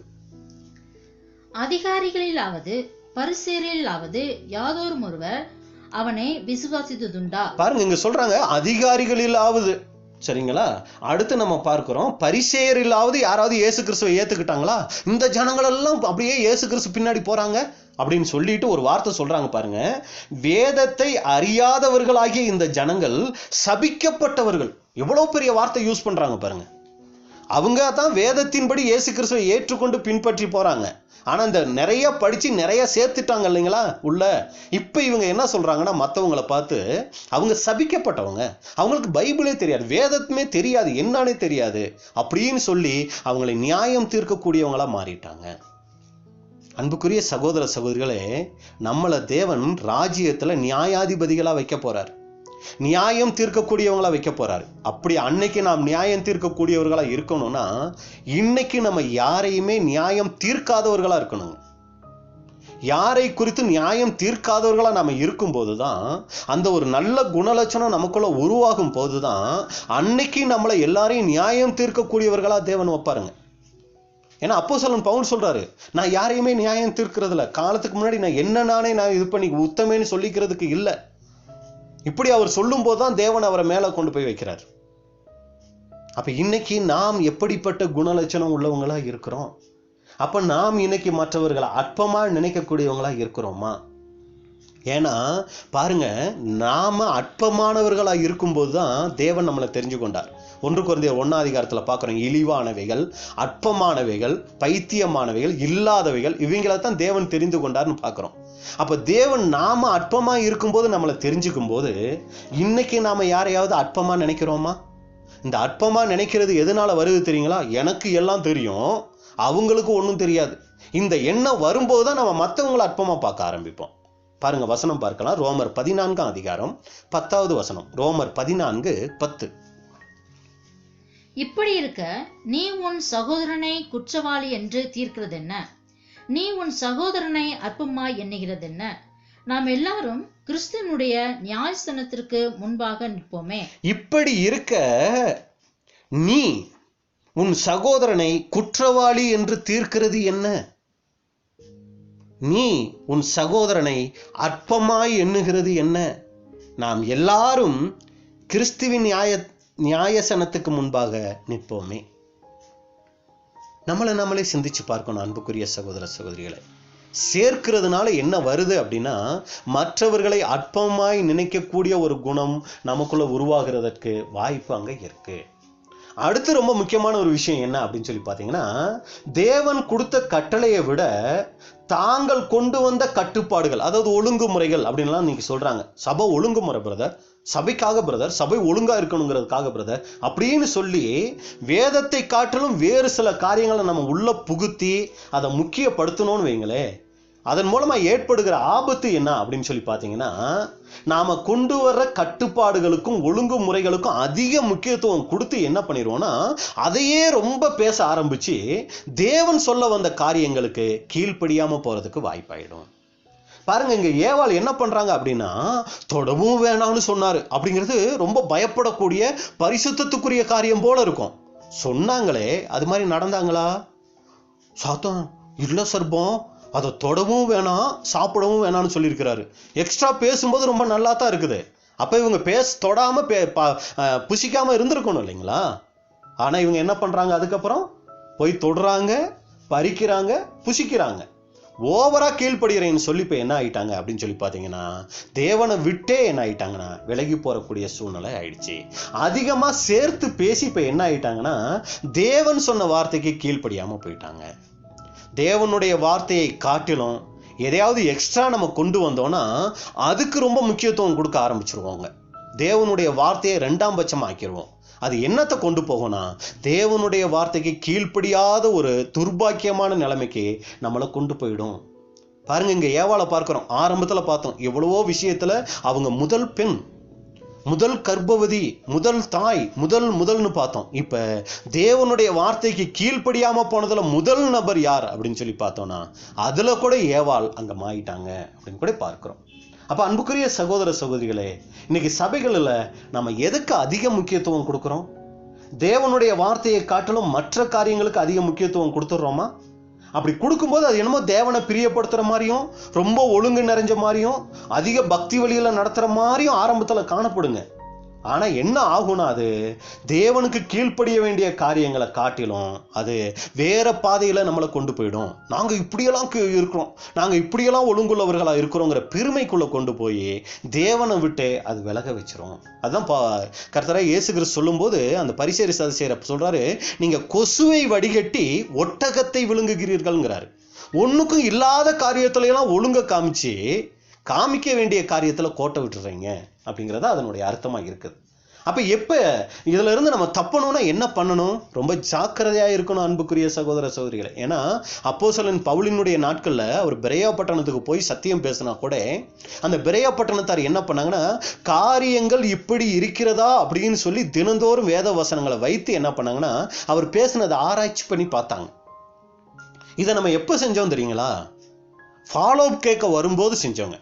ஃபர்ஸ்ட் கிளாஸ் கேட்க வரும்போது இவங்க சரியான ஆளுங்களா, வேத புரட்டர்களா, இவங்க ஏதாவது தப்பா பேசிடுவாங்களான்னு சொல்லி என்ன பண்ணோம்னா, அன்னைக்கு பைபிளை வச்சு வீட்டில் போய் அழுது ஜெபிச்சு, ஆண்டவரே நான் தவறான சத்தியம் கேட்டுறக்கூடாது, தவறான காரியத்துக்குள்ள போயிடக்கூடாதுன்னு சொல்லி ஜெபிச்சு நம்ம ரொம்ப கவனமா பைபிளை ஆராய்ஞ்சு பார்த்தோம்.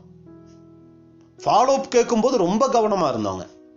ஆனா இன்னைக்கு நாம அப்படி இருக்கிறோமா? இன்னைக்கு நம்ம மத்தியில ஒரு சகோதரன் சத்தியம் பேசின உடனே இவர் சத்தியத்தை சத்தியமா பேசினாரா, தேவனுடைய வார்த்தைக்கு இவர் கூட்டி பேசினாரா, அதிகமா சேர்த்து பேசிட்டாராங்கிறத இன்னைக்கு நம்ம உட்கார்ந்து தனிப்பட்ட முறையில வேதத்தை ஆராய்ஞ்சு பார்க்கிறோமா? ஃபர்ஸ்ட் பைபிளையே இன்னைக்கு தொடர பைபிள் ஸ்டூடெண்ட்ஸ் குறைஞ்சு போயிட்டாங்கன்னு வைங்க. ஏன்னா இன்னைக்கு நம்ம அது ஒரு கடமையா போயிடுச்சு. நான் ஒரு கூடுகனா போய் சப்ஜெக்ட் கேட்குறோமா வர்றோமா, அதே நமக்கு ரொம்ப சந்தோஷமான, அதே பெரிய விஷயமா போயிடுச்சு. தனிப்பட்ட முறையில வேதத்தை உட்கார்ந்து வேதத்தை ஆராய்ஞ்சு பார்க்கக்கூடியவர்களா இருக்கிறோமா? அப்ப இங்க நாம் பார்க்கிறோம் அந்த மூன்றாவது காரியத்துல ஏவாள் தேவன் கொடுத்த கட்டளையை காட்டிலும் அதிகமா அங்க பேசி என்ன ஆயிட்டாங்கன்னா, தேவனுடைய வார்த்தைக்கு கீழ்ப்படியாமல் போகக்கூடிய அபாயத்துக்குள்ள போயிட்டாங்க. அடுத்ததை நம்ம பார்க்கிறோம், நான்காவது காரியம், இச்சை உள்ளவங்களா மாறிட்டாங்க. ஆதியாகமம் 3ஆம் அதிகாரம் 6வது வசனம். அப்பொழுது ஸ்திரியானவள் அந்த விருட்சம் புசிப்புக்கு நல்லதும் பார்வைக்கே இன்பமும் புத்தியை தெளிவிக்கிறதற்கு இச்சிக்கப்படத்தக்க விருட்சமுமாய் இருக்கிறது என்று கண்டு அதன் கனியை பறித்து புசித்து தன் புருஷனுக்கும் கொடுத்தாள், அவனும் புசித்தான். இச்சிக்கப்படத்தக்க விருட்சமா இருக்கிறது என்று கண்டு, இச்சை வந்துருச்சு. அந்த பழத்தை பார்க்க இந்த அம்மாவுக்கு அதை சாப்பிட்டா என்ன ரொம்ப அழகா இருக்குதே, அந்த பழத்தையே பார்க்க ஆரம்பிச்சாங்க. ஃபர்ஸ்ட் எடுத்த உடனே சாப்பிட்ருக்க மாட்டாங்க. ஃபர்ஸ்ட் அந்த வழியில போயிருப்பாங்க, சைடா பார்த்துருப்பாங்க, வந்திருப்பாங்க, மறுபடி போயிருப்பாங்க, அப்படியே அந்த பழத்தை நல்லா உன்னிப்பா பார்த்துருப்பாங்க, வந்திருப்பாங்க.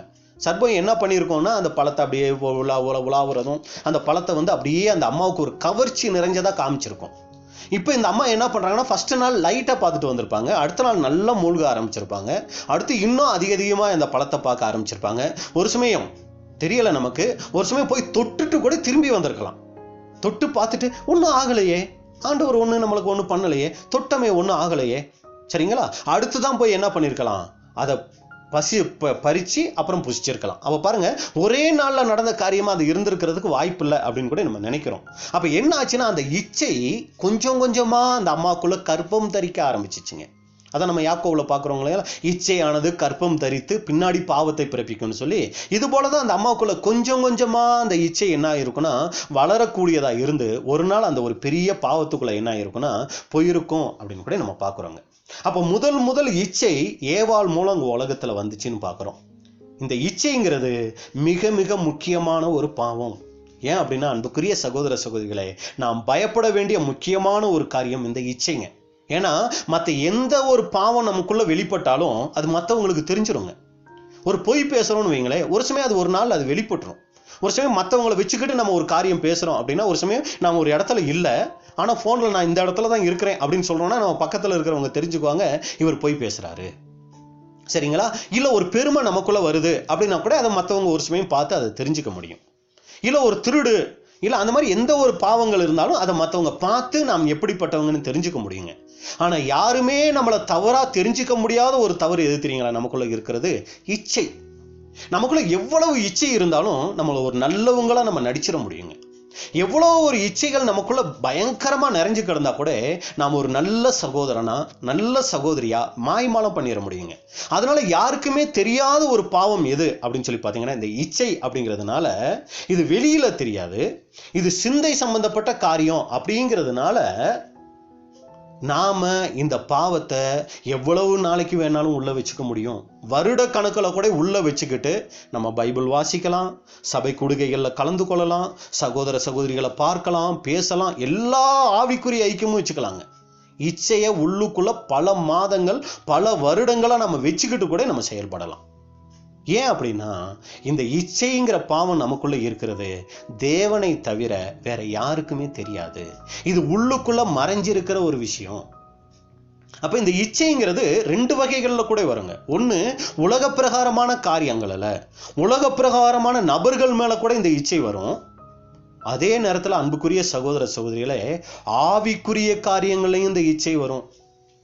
இதில் தான் நம்ம ரொம்ப கவனமாக இருக்கணும். ஒரு சில சகோதர சகோதரிகளான ஒரு சிலர் என்ன பண்ணலாம் அப்படின்னா, உலக பிரகாரமான இச்சைகளை ஜெயிச்சிடலாங்க. ஆனால் ஆவிக்குரிய காரியங்களில் வர இச்சையை நம்ம ஜெயிக்க முடியாமல் ஏமாந்துருவோம்.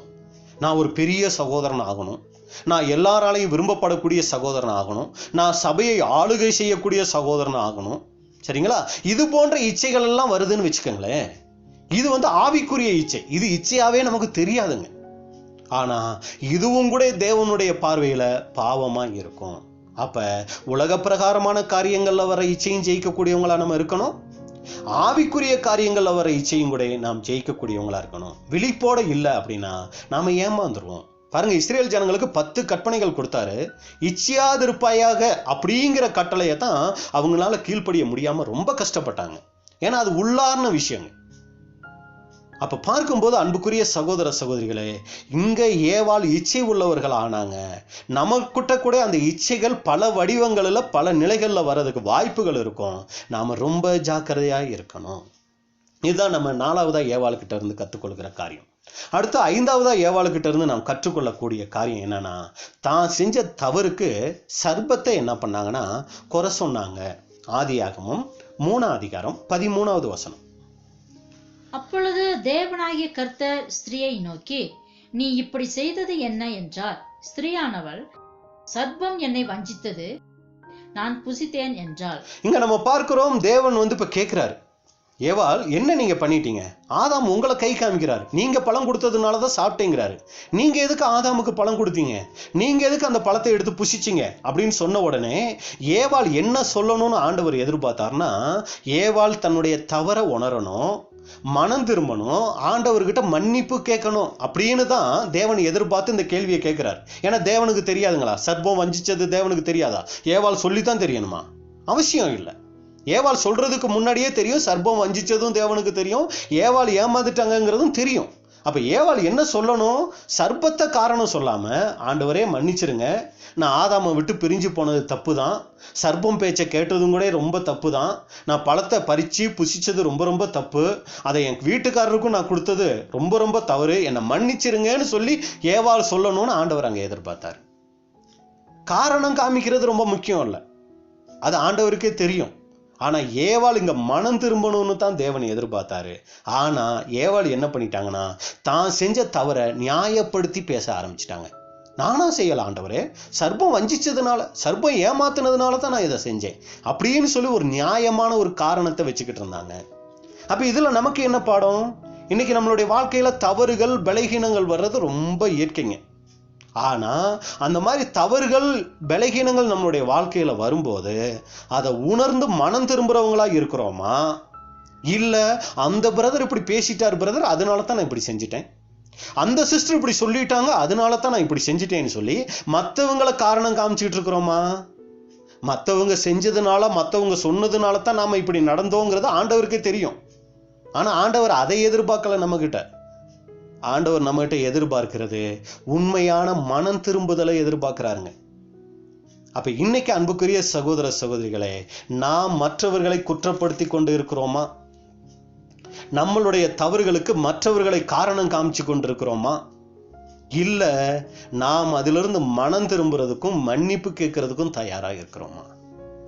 நம்மளை நாமளே சிந்திச்சு பார்க்கணும். இப்ப கடைசியா நாம் பார்த்து முடிக்க போகிற காரியம் என்னன்னா, இதுவரைக்கும் ஏவாளை குறித்து எல்லாமே தவறாக தான் பார்த்தோங்க. என்ன பண்ணுனாங்க? தேவனுடைய வார்த்தையை கூட்டி பேசிட்டாங்க, தேவனுடைய வார்த்தையை கீழ்ப்படியாமல் போயிட்டாங்க, ஆதாமுக்கு ஏற்ற துணையாக இருக்கணும், ஆனால் அதை விட்டுட்டு இவங்க விலகி போயிட்டாங்க. அடுத்து தான் செஞ்ச தவறுக்கு என்ன பண்ணாங்கன்னா சர்ப்பத்தை குற்றம் சாட்டுறவங்களாக இருந்தாங்க. இதெல்லாம் நடந்ததுனால தேவன் இப்போ என்ன பண்ணிட்டாரு? ஏதேன் தோட்டத்தை விட்டு அவங்களை வெளியே அனுப்பிச்சிட்டாரு. இது தேவனுடைய நீதி. ஆனால் தேவனுடைய அன்பு என்ன பண்ணுச்சு தெரியுங்களா? ஏவாளுக்கு வாசிக்கலாம்.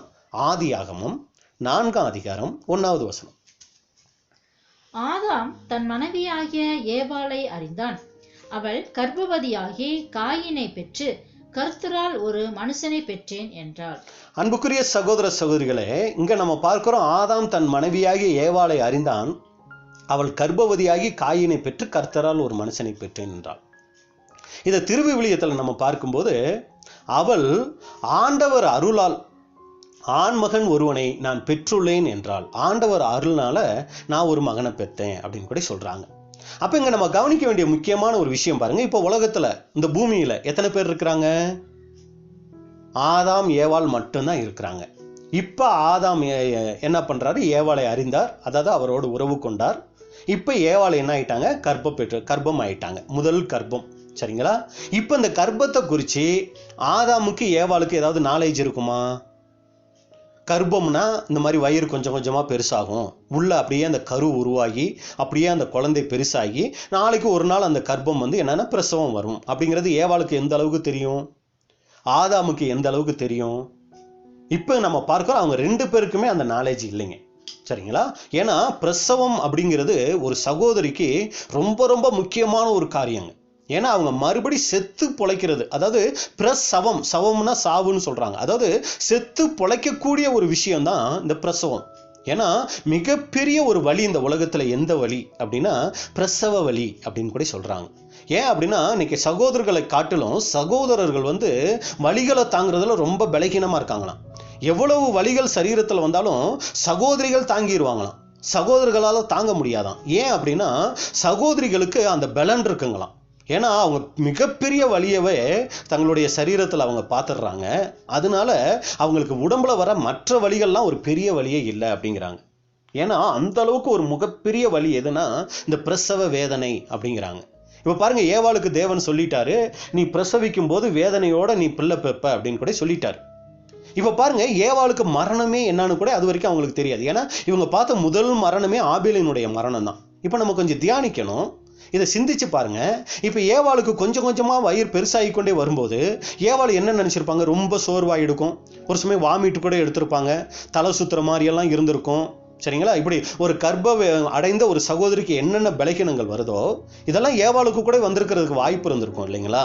அப்ப அந்த நேரத்துல ஏவாள் என்னெல்லாம் நினைச்சிருக்கிறதுக்கு வாய்ப்பு இருக்கு. சாகவே சாவீர்கள்னு சொன்னாரே தேவன், இதுதான் அந்த சாவோ, இப்படிதான் வயிறு கொஞ்சம் கொஞ்சமா வீங்கி அப்படியே நான் செத்துருவனோ அப்படி கூட அவங்க நினைச்சிருக்கலாம்.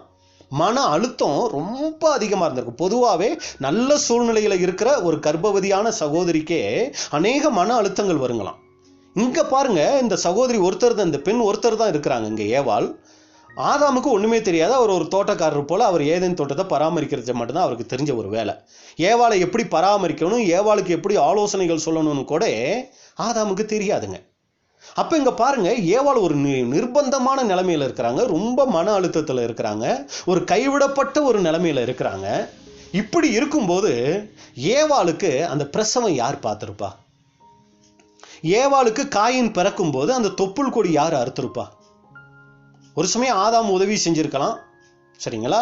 ஆனா அப்படி ஆதாம் உதவி செய்யணும் அப்படின்னாலும் கூட, இல்ல ஏவாளே தனக்குத்தானே ஒரு சக்தியோடு அவங்க அதை செஞ்சிருக்கணும்னா கூட, இந்த ஆலோசனைகள் எல்லாத்தையும் அவங்களுக்கு யாரு கொடுத்துருக்கணும்? நம்ம என்ன நினைச்சுக்கிறோம் அப்படின்னா, ஏதேன் தோட்டத்துல வெளியே துரத்துன உடனே ஆதாம் ஏவாளோட தேவன் தன்னுடைய தொடர்புகள் எல்லாத்தையும் நிறுத்திட்டாரு அப்படின்னு கூட நம்ம நினைச்சிருப்போம். இனி அவங்களோட எந்த தொடர்பும் வைக்கல. அப்புறம் கடைசியில் ஆபேலினுடைய காணிக்கையை தான் கர்த்தர் அங்கீகரிக்கும் போது தான் மறுபடியும் அவங்களோட தொடர்பு வச்சாருன்னு கூட நம்ம நினைப்போங்க.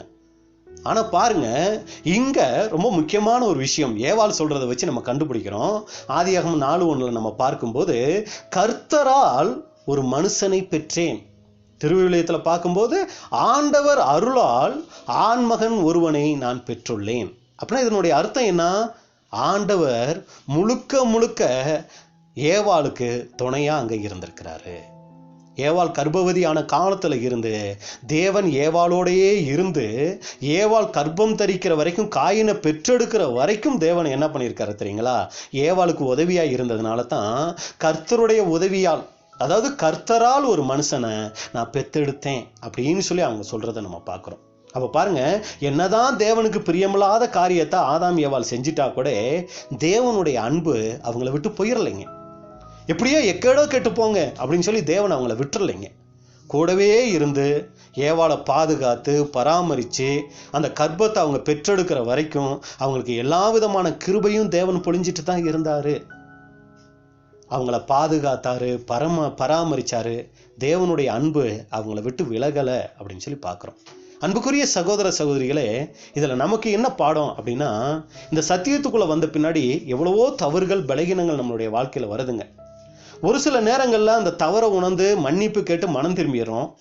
ஒரு சில நேரங்களில் நமக்கு வருகிற அந்த பலகீனங்கள் நிமித்தம், தவறுகளின் நிமித்தம், நான்லாம் சபை வாய்ப்புக்கு தகுதியே இல்லை பிரதர், நான் இந்த சத்தியத்துக்கு எந்த விதமான தகுதியும் இல்லை பிரதர் அப்படின்னு சொல்லி நம்ம அநேக நேரங்களில் என்ன ஆயிரோம்னா சோர்ந்து போய் சபை கூடுகையை விட்டுடுறோம், சகோதர ஐக்கியத்தை விட்டுடுறோம். தேவனையே நம்ம என்ன பண்ணிடுறோம்னா விட்டு விலகி போகக்கூடியவங்களா இருக்கிறோங்க. என்னத்தான் நாம் தேவனுடைய சமூகத்தை விட்டு, சகோதர ஐக்கியத்தை விட்டு, நாம் இது போன்ற எல்லா விதமான ஆவிக்குரிய காரியங்களை விட்டு விலகி போனா கூட தேவன் இன்னமும் நம்மளை நேசிக்கிறாருங்கிறத தான் இதன் மூலமா நம்ம பார்க்குறோங்க. எவ்வளவு பலகீனங்கள், எவ்வளவு தவறுகள் நமக்குள்ள வந்துட்டா கூட தேவன் இன்னமும் நம்மளை நேசிக்கிறாருங்க. அதான் தேவனுடைய அன்பு. பாருங்க, இந்த கொரோனா காலத்துல எவ்வளவோ மன அழுத்தத்துக்குள்ள நம்ம போயிடுறோம். அநேக தனிமையில் இருக்க வேண்டிய சூழ்நிலைகள் வந்துடுது. ரொம்ப அருமையானவங்களை நம்ம இழந்து கூட இருக்கிறோம். நம்மளுக்கு ரொம்ப தெரிஞ்ச சகோதர சகோதரிகள் கூட மரிச்சிருக்கிறாங்க. இது மாதிரி சூழ்நிலைகள் எல்லாம் நம்ம கேட்கும்போது ரொம்ப மன அழுத்தம் நமக்கு வந்துடுது. ஐயோ, நான் தனியாக இருக்கிறேனே, எனக்கு இந்த மாதிரியெல்லாம் சூழ்நிலைகள் வருதே அப்படின்லாம் நம்ம யோசிக்கும் போது நல்லா புரிஞ்சுக்கொள்ளணும், ஏவாளோடு இருந்த அந்த தேவன் நமக்கு தகப்பனா நம்ம கூடவே இருக்கிறாருங்க. நம்மளால பார்க்க முடியலை, ஆனால் நம்ம ஜெபம் பண்ணுனா அவருடைய சமூகத்தை நம்ம உணர முடியும். அவர் நம்ம கூட இருக்கிறத நம்மளால உணர முடியுங்க. அப்ப ஏன் எப்படி சொல்றோம் அப்படின்னா, இவ்வளோ பெரிய சத்தியத்துக்குள்ள நம்மளா வந்துடல, அவர் நம்மளை அழைச்சிருக்கிறார். அப்படிங்கும்போது அவர் நம்மளை எவ்வளவோ அன்பு வச்சிருப்பாருங்க. உலகத்துல அநேகருக்கு கிடைக்காத மிகப்பெரிய சிலாக்கியம் இந்த சத்தியம் நமக்கு கிடைச்சது. அவரே நமக்கு அவர் நம்மளை வெளிப்படுத்திக்கிட்டார். நான் தான் தேவன், நான் தான் உங்க பிதான்னு அவர் தான் நம்மளுக்கு நம்மகிட்ட அறிமுகமாகி அவர் தான் நம்மகிட்ட உறவுக்கு வந்தாரே ஒழிய, நம்மளா தேவன் யாரா இருப்பாரு, அந்த பிதா யாரா இருப்பாருன்னு அலைஞ்சி திரிஞ்செல்லாம் நம்ம இந்த சத்தியத்துக்குள்ள வரலைங்க. தேவன் தான் நான் உங்கள் பிதா, நான் உங்க அன்பு தகப்பன்னு சொல்லி அவர் தான் நம்மளை தெரிஞ்சு தேடி நம்மளை தெரிஞ்சுக்கிட்டார். இப்படி அவர் அவ்வளவு அன்பு நம்ம மேல காமிச்சிருக்கும் போது நம்மளை கைவிட்டுருவாரா? நம்ம எவ்வளவு பலகீனங்களுக்குள்ள போனாலும் அப்பா என்னை மன்னிச்சிருங்கன்னு சொல்லி நம்ம வரும்போது கண்டிப்பா நம்மளை சேர்த்து அணைத்து கொள்ளக்கூடிய ஒரு தகப்பனா தான் இருக்கிறார். அந்த ஒரு அதை புரிஞ்சுக்கிறதுக்காக தான் இயேசு கிறிஸ்து சொல்லிட்டாரு அந்த காணாமல் போன இளையகுமாரன் உவமை. எவ்வளவுதான் தப்பு செஞ்சு அந்த மகன் போனா கூட அப்பா வாசப்படியிலேயே என்னைக்கு அந்த மகன் வருவான்னு காத்துக்கிட்டே இருக்கிறாருங்க. அதனாலதான் தூரத்துல வரும்போதே தன்னுடைய மகன்னு தெரிஞ்சு ஓடி போய் கட்டி அணைக்கிறார். அப்ப எந்த பலகீனத்துக்குள்ள நம்ம போயிருந்தாலும் சரி, அன்புக்குரிய சகோதர சகோதரிகளே, நம்மளையும் கூட தேவன் இன்னமும் நேசிக்கிறாரு. நாம தேவனோட நெருங்கி வாழ்றதை தான் அவர் விரும்புறாரு. அப்ப தேவனோட ஐக்கியப்படுறதுக்கு எந்த காரியங்கள் நம்ம கிட்ட தடையா இருந்தாலும் அதை விட்டு நம்ம வெளியே வரும்போது தேவன் மீண்டும் நம்மளை சேர்த்து கொள்றதுக்கு அவர் தயாரா இருக்கிறார்.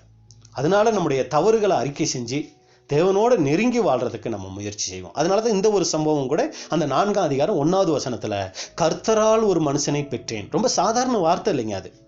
கர்த்தரால் எனக்கு இந்த மாதிரி ஒரு தயவு கிடைச்சிச்சு. என்னதான் கர்த்தர் எங்களை துரத்துனாலும், கர்த்தர் எங்களை ஏதேனும் தோட்டத்தை விட்டு வெளியே அனுப்பிச்சிருந்தாலும், அந்த கர்த்தர் என் கூடவே இருந்து நான் கர்ப்பம் தரிச்சு அந்த கர்ப்பத்தை நல்ல முறையில் அந்த பிள்ளையை பெற்றெடுக்கிறதுக்கு கர்த்தர் எனக்கு உதவி செஞ்சாருன்னு நாங்கள் ஏவாள் சொல்றதை நம்ம பார்க்கிறோம். அப்ப நாம் நம்மளுடைய எல்லா காரியங்களையும் உணர்ந்து தேவனோட நெருங்கி வாழ்றதுக்கு முயற்சி செய்வோம். ஏன்னா வேதம் சொல்லுது, ஆதியில் தேவன் பேரில் கொண்டிருந்த அன்பை நீ விட்டாய். அப்ப ஆரம்பத்தில் நாம் இந்த சத்தியத்துக்குள்ள வரும்போது தேவனுக்கும் நமக்கு இருந்த ஒரு அன்பு இன்னைக்கு நமக்கு இருக்குதுங்களா? எத்தனையோ பேர் நம்மளை விட்டு போயிருக்கலாம், எத்தனையோ பேர் நம்மளை தவறா பேசலாம், எத்தனையோ பேர் நம்மளை புறக்கணிச்சிருக்கலாம். ஆனா தேவன் நம்ம கூட இருக்கிறாருங்க. கர்த்தராகிய இயேசு கிறிஸ்து நம்மளுடைய மனவாளனா ஆகிறதுக்கு அவர் எப்பவுமே தயாரா இருக்கிறார். நாம இன்னைக்கு எந்த நிலைமையில இருக்கிறோம்? அன்புக்குரிய சகோதர சகோதரிகளே, தேவன் மேல இருக்கிற அன்பு குறைஞ்சி இருக்குதா, கூடி இருக்குதா? ஆதியில இருந்த அன்பை விட்டாய் அப்படின்னு சொல்லி அன்னைக்கு எபேசு சபையை பார்த்து சொன்னாரு. ஒரு சமயம் இன்னைக்கு நம்மளை பார்த்து அப்படி சொல்லுவாரா? நம்மளை நாமளே சீர்தூக்கி பார்ப்போம். அப்ப இதுதான் நாம இன்னைக்கு அன்புக்குரிய சகோதர சகோதரிகளே ஏவாள் அப்படிங்கிற தலைப்பின் கீழே பார்த்துட்டோம். ஏவாள் எப்படி சிருஷ்டிக்கப்பட்டாங்க, அதுல நம்ம கற்றுக்கொள்ள வேண்டிய காரியம், ஏவாள் சிருஷ்டிக்கப்பட்டதனுடைய நோக்கம் ஆதாமுக்கு ஏற்ற துணையாய் இருக்கணும் அப்படிங்கிறதுக்காக அப்படின்னு சொல்லி நம்ம பார்க்குறோம். தேவ வார்த்தையை கூட்டி பேசிட்டாங்க. நம்ம ஒரு சமயம் அது போன்ற தேவனுடைய வார்த்தையை மிகைப்படுத்தி நாம் பேசுகிறவர்களாவோ இல்லை அதை கேட்கறதுக்கு விருப்பம் உள்ளவங்களாவோ நம்ம இருந்துட்டோம் அப்படின்னா அதுல இருந்து நம்ம மனம் திரும்பக்கூடியவங்களா இருப்போம். தேவ உறவுல வளர்றதே நம்மளுடைய நோக்கமா இருக்கட்டும். இச்சை பல வகைகள்ல நமக்குள்ள வர்றதுக்கு வாய்ப்புகள் இருக்கு. ஆனா அதை தேவனுடைய சமூகத்துல அறிக்கை செஞ்சு அதுல இருந்து மீண்டு எழுந்து நம்ம வர்றதுக்கு தேவன் நமக்கு உதவி செய்யணும். அடுத்து நாம் செய்கிற எந்த தவறாக இருந்தாலும் அதுக்கு மற்றவங்களை காரணம் காட்டி கொண்டு ராதபடி, அப்பா நான் உங்கள் பிள்ளை, நான் இந்த காரியத்தை செய்யக்கூடாது, எனக்கு கிருபை செய்யுங்கன்னு சொல்லி தேவனோட நெருங்குகிறவர்களாய் நாம் செய்கிற தவறுகளை அறிக்கை செய்யக்கூடியவங்களாக நாம் இருக்கணும். ஏன் அப்படின்னா தேவன் ஆதியில் நம்மளை நேசித்தது போலவே இன்னமும் நம்மளை நேசிக்கிறாருங்க. தேவன் தாமே இந்த வார்த்தைகளை ஆசீர்வதிப்பாராக. பொறுமையோடு கேட்ட உங்களை தேவன் ஆசீர்வதிப்பாராக. இப்படிப்பட்டதான வாய்ப்பை கொடுத்த பிதாவாகிய தேவனுக்கும் கர்த்தராகிய இயேசு கிறிஸ்துவுக்கும் அருமையான சபையாருக்கும் கூட எங்களுடைய நன்றியை தெரிவித்துக் கொள்கிறோம். தேவனுடைய நாமம் மகிமைப்படுவதாக. ஆமென்.